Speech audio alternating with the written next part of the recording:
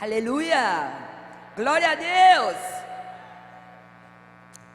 Estou feliz porque vocês são guerreiras de oração, porque o que vou entregar são aqueles que realmente sabem a importância da oração, que vai me ouvir e entender. Amanhã, pastor Ezenete, às 4, quer dizer, daqui a pouco é amanhã, né? Às 4 vai ser meu testemunho, é isso? Lá eu vou contar como você obtém respostas de Deus rápido. Por que há orações que você não obtém nenhuma reação de Deus? Isso pela experiência própria. O testemunho este que vou dar amanhã às 4 está no ranking top 10 no Brasil. Quem já me viu no YouTube? Aleluia. Não sabia que eu estava no YouTube. Eles me ligaram parabenizando, porque em poucos meses conseguiu alcançar 670 mil visualizações. Então não percam. O que vou entregar hoje, eu só entrego para aqueles que realmente têm seriedade em oração. Não me veja como oriental, que Deus me coloca aqui no Brasil. Ele sabe da cor do meu coração, verde e amarelo. Aleluia. Ele sabe como eu choro quando vocês me levam para um restaurante. Quero sair do carro e ele disse: Yun, peraí um pouquinho. Como?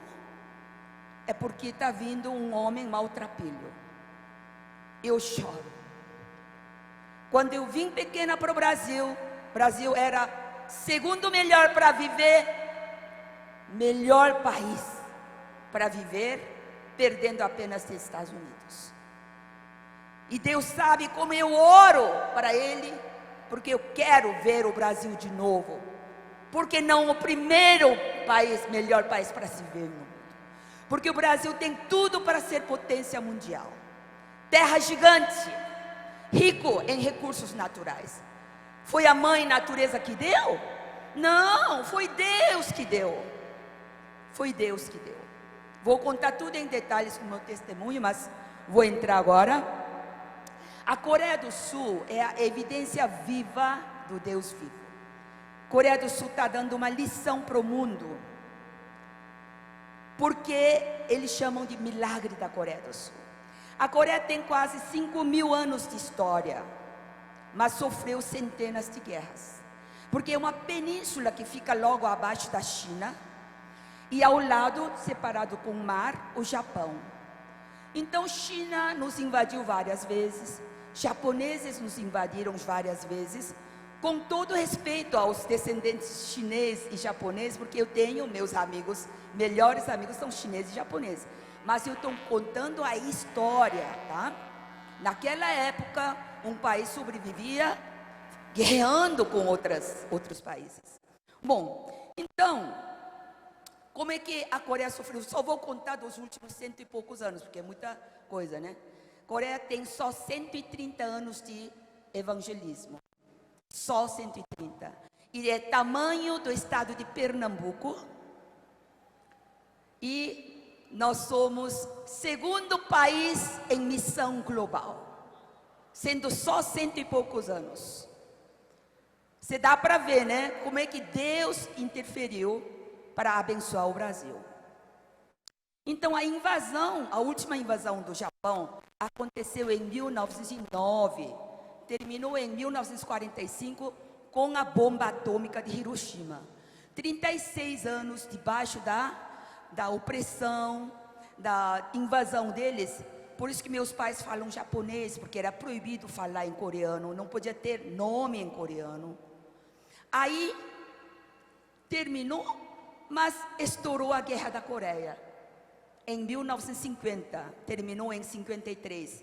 Eu felizmente nasci após a guerra, não conheço, mas eu me lembro quando pequena, a violência, a pobreza terrível que a Coreia do Sul tinha, e a Coreia do Norte e Sul foi separado em 1953, antes era uma única Coreia. Eles optaram pelo comunismo e o Sul pela democracia. Então Então, uma guerra sangrenta acabou com o país. Saiu nos jornais quando terminou em 1953 a Guerra da Coreia. Tema no mundo inteiro assim: seria possível uma rosa brotar de uma lata de lixo? A Coreia era uma lata de lixo. 80% da nação destruída. Favelados. Para vocês entenderem. Se der tempo, depois vou passar as fotos, PowerPoint, para você ver o antes e o depois. E a pobreza gera revolta, que produz a violência. Essa é a chave de toda a violência. No Brasil, eu até acho que a desigualdade gera revolta e que produz a violência. Porque o Brasil é invejado ainda pelo mundo inteiro, pela riqueza de recursos humanos, de recursos naturais e terra gigante. Então, a Coreia se torna o quarto país mais pobre do mundo. Quarto mais pobre, igual a África. Hoje nós somos 10ª potência mundial economicamente. Em algumas décadas, 2, 3 décadas, conseguiu sair da terrível pobreza e violência, dos assaltos, alcoolismo, prostituição. Considerado o mais rápido crescimento econômico na história humana. Um crescimento quase vertical. Por que vertical? Porque Estados Unidos, para chegar onde é hoje, levou 300 anos. Mesmo em Estados Unidos, vocês conhecem o ator Brad Pitt? Ele fez uma reportagem de 30 minutos sobre o milagre da Coreia. Aqui em São Paulo, parece que passou 3, 4 vezes no SPTV sobre o que a lição da Coreia dá para o mundo. E Deus sempre usa seu povo para mudar sua nação. Então, hoje a Coreia do Sul é referência mundial na economia, na tecnologia, na restauração de zonas urbanas degradadas, que eu vou mostrar. E eu, como te falei, segundo lugar em missões, sabe de que forma? Dados de 2000... Oi, que susto! Dados de 2016, nós mandamos para 172 países do mundo 27.205 missionários. Aí eu fiquei curiosa. O Brasil, os dados do Brasil. Quem sabe quantos missionários o Brasil mandam? 13.000 e pouco. Quase 9 vezes mais a Coreia manda para o mundo inteiro. Só perde para os Estados Unidos porque eles colocaram mormons. Se tirasse mormons, a Coreia seria o primeiro lugar. Porque Jesus falou, até confins da terra tem que falar de Jesus, ser testemunha de Jesus. Então é natural fazer missão global. Quando a gente importa com coisas dele, ele automaticamente importa com nossas coisas. Essa é a chave. Então, as maiores igrejas do mundo estão na Coreia. Sendo um país tão pequeno, nós temos mais de 50.000 igrejas lá. E eu levo como ponte Brasil-Coreia pastores brasileiros todos os anos a Coreia para uma imersão espiritual, imersão cultural, focando na oração da madrugada. Já faz isso 7 anos. E eu vou levar as 2 pastoras que estão presentes aqui, Ana Paula e Zenete. Bom, agora, fazendo isso já há 7 anos, sabe quantas igrejas brasileiras já iniciaram oração da madrugada? Mais de 600, quase 700 igrejas já estão fazendo oração da madrugada. Vejamos primeiro a posição da Coreia do Sul em 2016, classificada no Banco Mundial FMI. A indústria eletrônica e construção naval e indústria de semicondutores é primeiro lugar no mundo. Siderúrgica, terceiro no mundo. Petroquímica e fibras, 4ª posição. Automobilística e tecnologia de informação, 5ª posição. IDH, que é Índice de Desenvolvimento Humano, que mede a qualidade de nível de educação de população, Coreia do Sul é 17ª do mundo. Sabe qual é a posição do Brasil? 75ª. Porque nós, como sofremos com a guerra, meus pais, na geração deles, é quase analfabeto. Primeiro porque os japoneses não permitiam nem ir à escola, né? Então, a gente despertou, eles despertaram que a educação é muito importante para o desenvolvimento de um país. O renda per capita do Brasil, nos anos 60, era o dobro da Coreia. Coreia, $85 e o Brasil, $170. Sabe quanto está hoje? A do Brasil subiu para $379. E a Coreia? $28.738. 70 vezes mais. E nós éramos metade de vocês quando era 60. Qual foi a competitividade da Coreia? Oração, com foco na madrugada, oração da madrugada. Quando terminou a guerra da Coreia, havia só 3% da população que eram cristãos, só 3%. E eles viram que o governo não podia levantar. O governo tentava, projeto 1 deu errado, projeto 2 falhou, projeto 3, nada dava certo. Porque imagina 80% destruído. E o povo ficou acostumado a viver de ajuda do estrangeiro.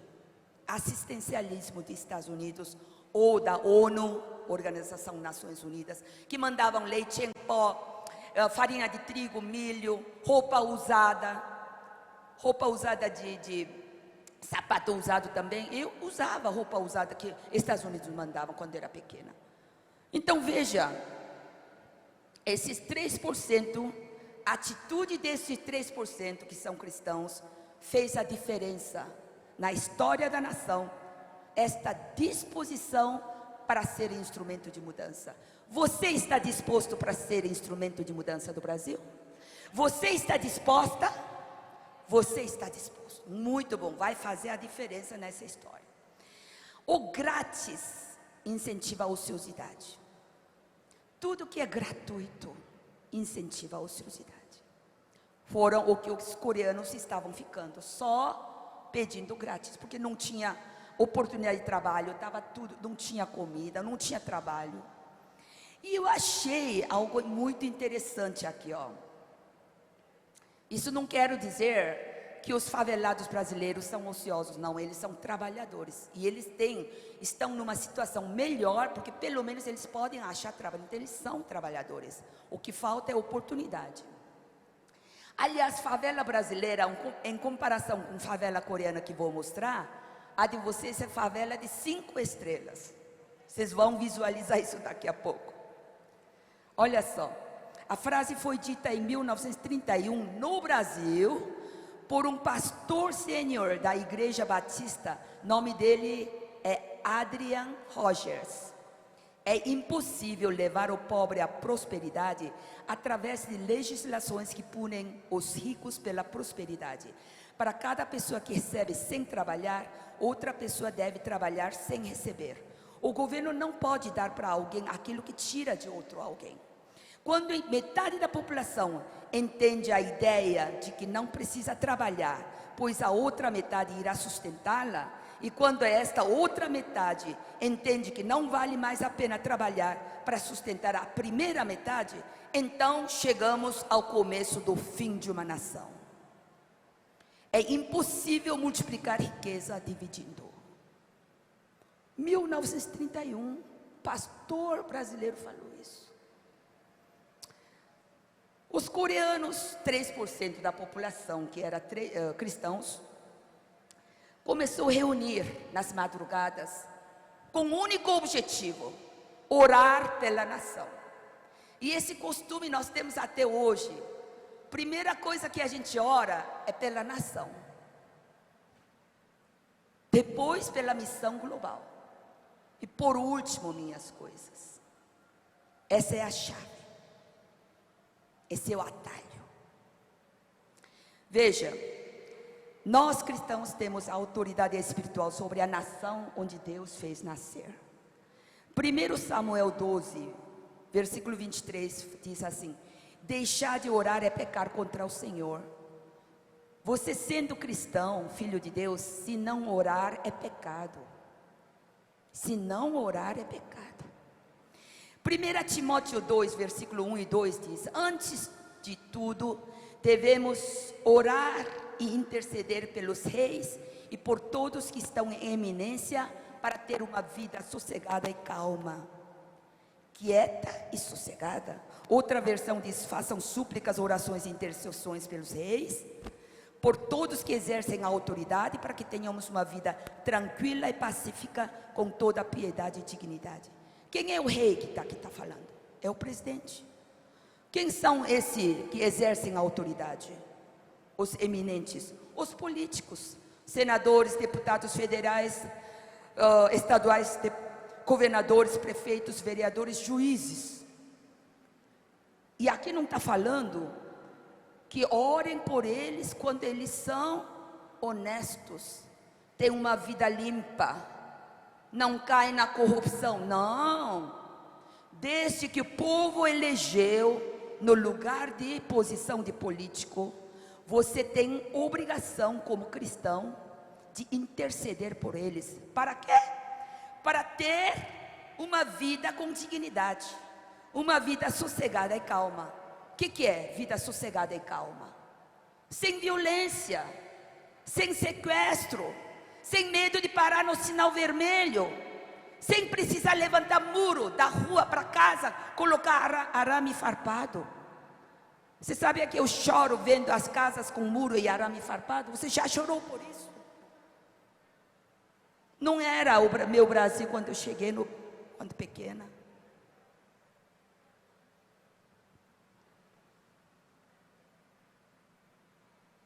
Sabe qual é a melhor forma de você conseguir mais trabalho, mais chance, oportunidades para seus filhos? É orar pela nação. E eu vejo muitos brasileiros que amam sua cidade, até seu estado talvez, mas não ama a sua nação. Um coreano, um americano dá sua vida pela sua nação. Vocês prometem a partir de hoje, quando você fecha os olhos para orar, primeiro ore pelo Brasil. Vai ver a diferença. Sua atitude vai fazer diferença na história deste país.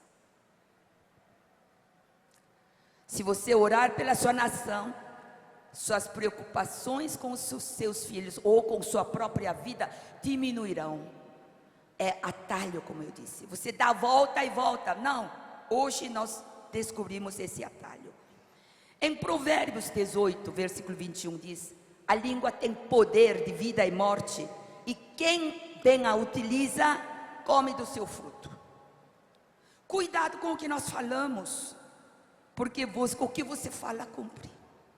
Você critica, acusa, fica murmurando, com lamentações, desestimula o governo, os políticos do Brasil. Você fala mal do governo, você está colhendo o seu fruto. Você tem poder na língua. Cientificamente foi comprovado pelos incrédulos cientistas que o que você fala, você não enxerga, mas as suas palavras estão voando. Voando, materializando e fazendo acontecer o que você falou. Quer dizer, se você falar: oh, nosso governo é ladrão, eles vão continuar roubando. Não é medonho isso? Ou você ora com súplicas, intercede pelo governo? Pai, nós elegemos tais políticos. Não sabíamos que eles iriam cometer tanto tipo de corrupção, maldade, desonestidade. Mas o povo os elegeram.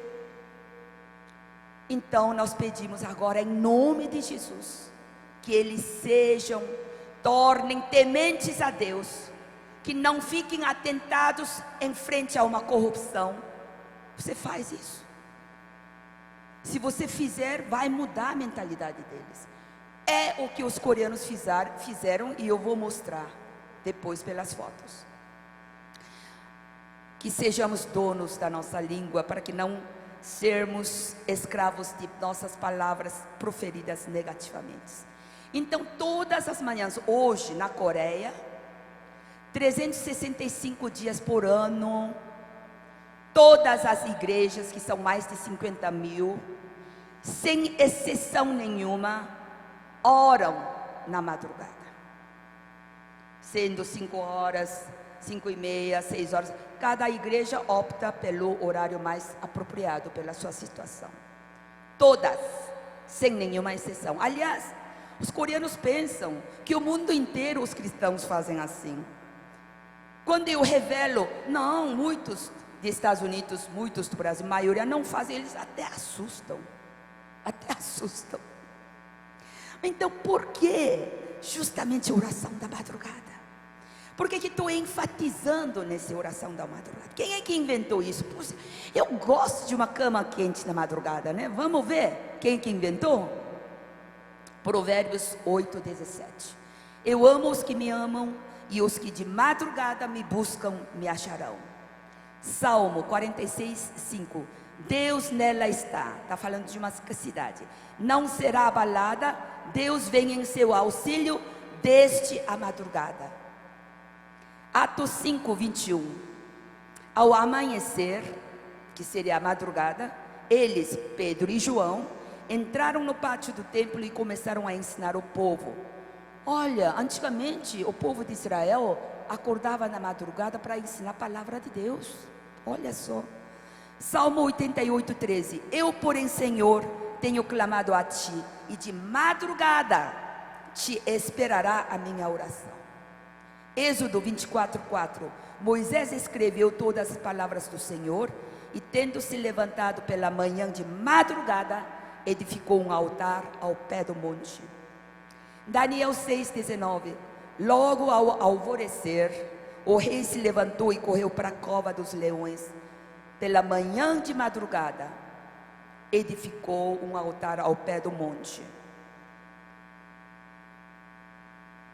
Desculpe, Moisés escreveu, estava lendo, repetido. O povo de Deus iniciou a conquista de Jericó na madrugada. Sabia disso? Josué 6:15. Mas ao 7º dia, levantando-se de madrugada, deram voltas 7 vezes à cidade, como nos dias precedentes. Esse foi o único dia em que fizeram 7 vezes a volta. Salmo 63:1. Ó Deus, tu és o meu Deus, de madrugada te buscarei, a minha alma tem sede de ti. A travessia do Mar Vermelho aconteceu na madrugada, sabia? O vento soprou, veja no Êxodo 14:21. O vento soprou a noite inteira, as águas dividiram. As águas dividiram quando? A noite inteira. E eu que pensava que dividiu em alguns segundos. Tchá, tchá, tchá. Pensei, não é a noite inteira que dividiu. E no versículo 24 diz assim: no fim da madrugada, do alto da coluna de fogo e de nuvem, o Senhor viu o exército dos egípcios que correu atrás do povo de Israel. Então o pôs em confusão e mandou Moisés estender a mão de novo, e o mar voltou ao seu lugar. Quando? No fim da madrugada. Isso quer dizer que o povo de Israel atravessou quando? Durante a madrugada. Olha que interessante. Gênesis 19:27. Tendo se levantado Abraão de madrugada, foi para o lugar onde estivera na presença do Senhor. Marcos 1:35. Jesus, tendo se levantado a alta madrugada, ele não é nem madrugada, alta madrugada, saiu, foi para um lugar deserto e ali orava. E Jesus ressuscitou na madrugada. Marcos 16:9. Quando Jesus ressuscitou na madrugada do primeiro dia da semana, apareceu primeiramente a Maria Madalena. Interessante. Na Bíblia coreana da Coreia há centenas de madrugadas. Aí eu tentei achar na Bíblia brasileira, em vez de usar a palavra madrugada, usam assim, ó: ao amanhecer, ao raiar do dia, ao alvorecer do dia, ao romper da manhã, logo ao romper do dia. Aí eu falei: Deus, não será por isso que os pastores do Brasil, ou cristãos do Brasil, não perceberam a importância da madrugada? Porque mesmo a Bíblia em inglês fala claramente, manhã bem cedo, early morning, eles falam. Só a Bíblia brasileira tem essa variedade de palavras. Eu li apenas 1/10 do que eu achei. Então, oração da madrugada é entregar a primícia do dia. E no entregar a primícia do dia, os coreanos acostumaram a entregar a nação nas mãos de Deus. Como eu te disse, o Brasil tem tudo para ser potência mundial. Olha só, aí eu fiquei assim: Deus, por que só os coreanos descobriram essa importância da madrugada? Grandes milagres aconteceram na madrugada. Aí eu tive essa informação de que grandes homens cristãos no mundo inteiro, ocidentais, apesar que eles não conseguiram persuadir toda a sua igreja para aderir a isso, eles mesmos fizeram. E.M.